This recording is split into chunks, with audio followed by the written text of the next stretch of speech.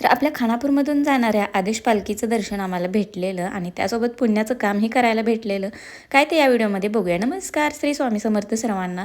पहिल्यांदा तर पोरांना स्कूलला सोडून आले, त्यानंतर मस्त चहा ठेवला सगळ्यांसाठी. तेवढ्यात आमच्या पाहुण्यांचा कॉल आला की त्यांच्या घरचे सगळेजण वारीला आलेले आहेत आणि त्यांचा मुक्काम रेवणगावला होता. रेवणगावलाच मुक्काम असल्यामुळे म्हणलं घराच्या जवळच मुक्काम आहे तर घरी बोलवूया. तर घरी आलेले होते, सगळ्यांसाठी चहा ठेवला, नंतर मस्त जेवण बनवलं आणि हे काय अगोदर प्लॅनिंग केलं नव्हतं. तेवढ्याच वेळामध्ये पटकन जेवण बनवलं सगळ्यांसाठी आणि नंतर मग सगळेजण जेवण केलं आणि दुसऱ्या दिवशी सकाळी लवकर निघाले कारण की पालखीसोबत जायचं होतं.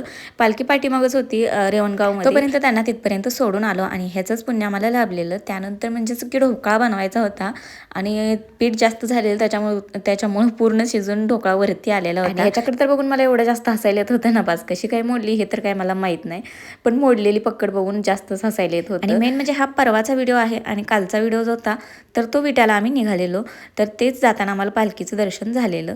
तर असा काहीसा होता आजचा दिवस. भेटू पुढच्या व्हिडिओमध्ये. बाय.